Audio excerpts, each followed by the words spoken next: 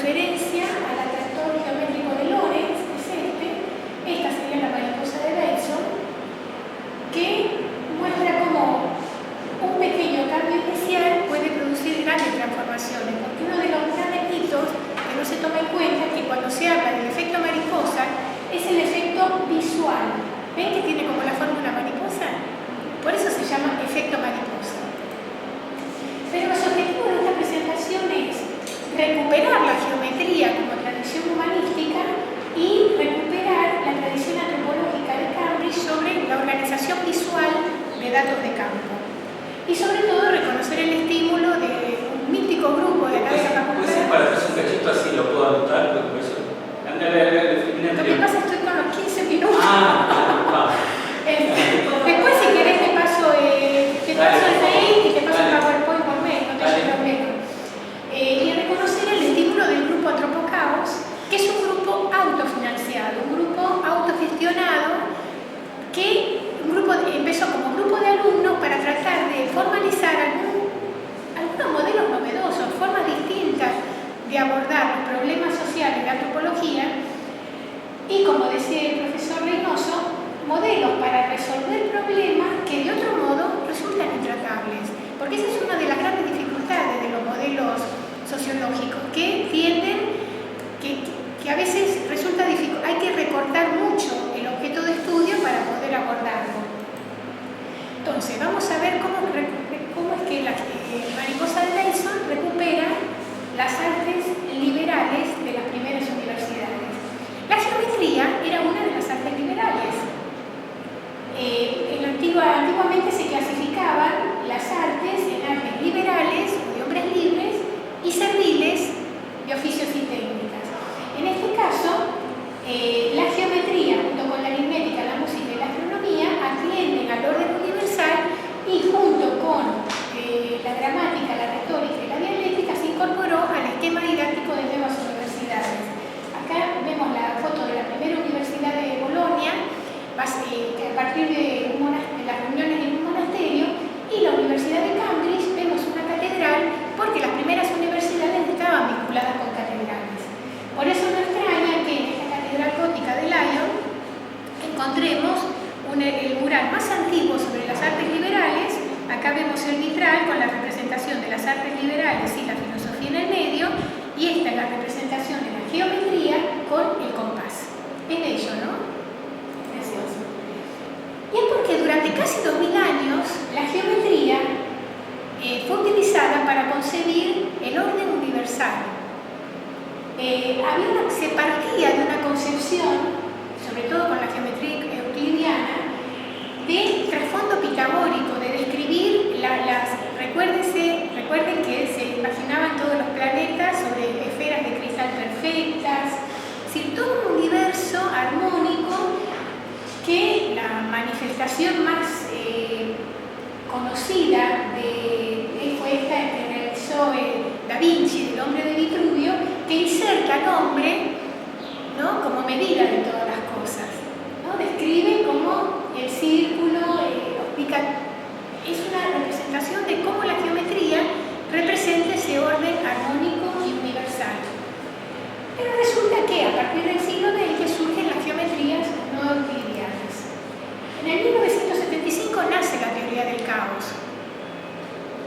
Y sobre todo es una teoría matemática. Esto es lo que les tiene que quedar bien claro. Es una teoría matemática que entre los principios de esta teoría matemática es que permite representar topológicamente toda la variación de conductas, y las trayectorias no previstas se mantienen dentro de ciertos límites.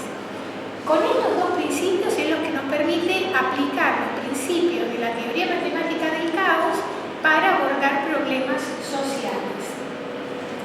Los dos ejemplos, los dos tipos de geometría de la complejidad son los modelos de atractores o los modelos mariposa y los fractales, ¿no? Esto describe las trayectorias dinámicas del universo, y los fractales, en cambio, describen en la naturaleza y en el universo las formas iteradas. La iteración la llaman sistemas de iteración, de cómo la misma forma se va replicando y aumentando, como vemos en los helechos, en el sistema nervioso o también en sistemas en fractales artificiales como estos bellísimos de Mandelbrot, ¿no? Bueno, volvamos a la geometría, y es que ambas permiten la visualización de conceptos. Y acá entramos con otro tema que causa mucha confusión, que es respecto a qué es un sistema, porque vieron que está de moda todo es sistémico. Pero vamos a ver, de acuerdo a la clasificación que hizo Bertalanffy, no todos los sistemas refieren o remiten a lo mismo. Bertalanffy dijo claramente que hay dos tipos, simplemente hay dos tipos de sistemas. Están los sistemas reales, como el sistema solar, un perro es un conjunto de cosas reunidas, por lo tanto es un sistema también. Pero son sistemas reales porque existen con independencia a nuestra voluntad. El perro es, independientemente de que nosotros lo querramos o no, es un ente, existe fuera de nuestra voluntad. En cambio, hay otros sistemas que son la maravilla del intelecto humano, que son los sistemas conceptuales, que son todos estos que están representados aquí. La característica principal de los sistemas conceptuales es que permiten un acceso directo al concepto, no requieren del lenguaje. Hacen realidad aquello del dicho de que una imagen vale más que 1000 palabras. Entonces, está el sistema del álgebra, la lógica, la música, todos son sistemas conceptuales creados por el hombre que sin la creación humana no existen. Entonces, para entender cómo es imposible reducirlos al lenguaje, vemos cómo, vamos a tomar un ejemplo de la música. En la partitura le permite al músico interpretar qué nota tocar con una mano, con la otra, el ritmo, el tempo, todo con un solo símbolo.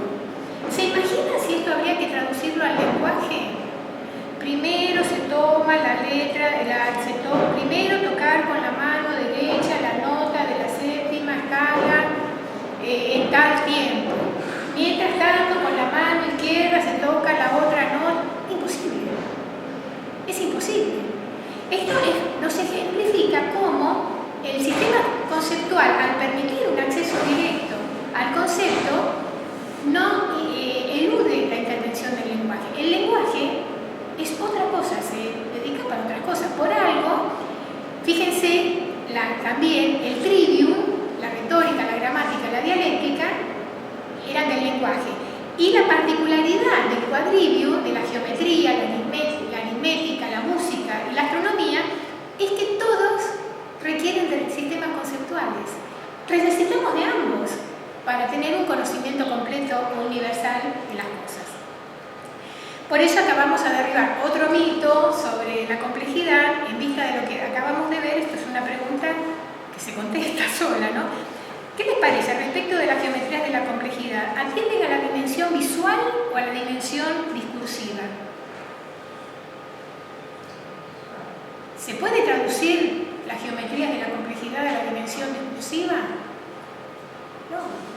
Y ese es el gran error en que cayeron los posmodernos.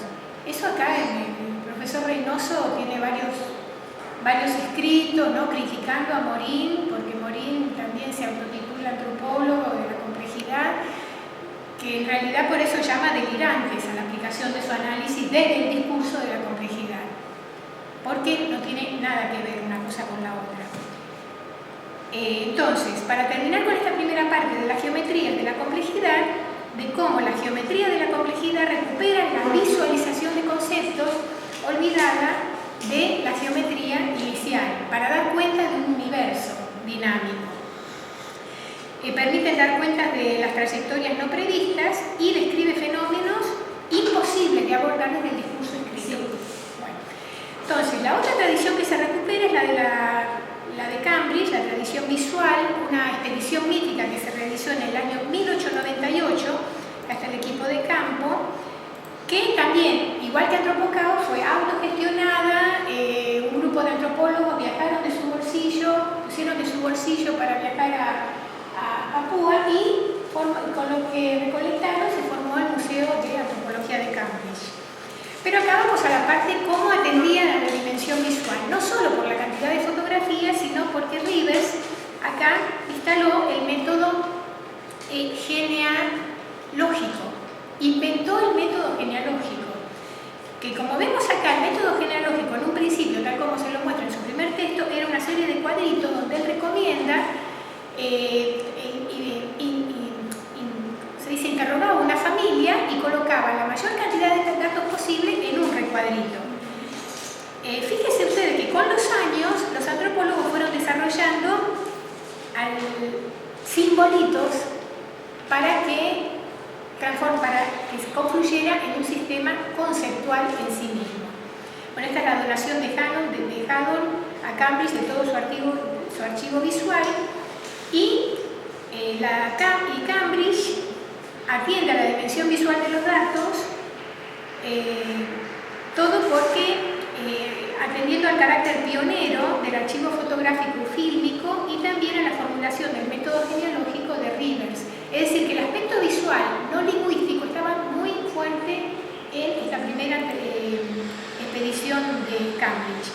Por eso Gregory Bateson es un continuador de esa tradición visual y, bueno, acá sí voy al palo, como dicen los chicos, porque Gregory Bateson justamente él tuvo dificultades para volcar sus conceptos visuales desde el discurso. Entonces, la breve descripción de la mariposa de Bateson me baso en la estructura lógica de todas las teorías científicas y organicé de manera visual todos los datos que tenía dispersos Bateson en su bibliografía. Lo organicé en dos tablas, una para los niveles de aprendizaje, otra para los niveles de comunicación. Las articulé según los principios de la teoría general de sistemas y, bueno, aunque hay mucho dato, pero lo que puede quedar claro a ustedes es que, fíjense, los principios de la teoría general de sistemas son visualmente similares, todos guardan un sentido similar. Por eso es que la mariposa de Bateson se rige por los principios del atractor de Lorentz. Bueno, unas palabras finales respecto a la formulación y profundización de la mariposa de Bateson es que recupera la tradición humanística inicial respecto a la visualización formal de conceptos y recupera la organización visual de datos de campo de Cambridge. Pero sobre todo recupera la tradición más noble de todas, sapere aude, que saben lo que quiere decir, ¿no? Atrévete a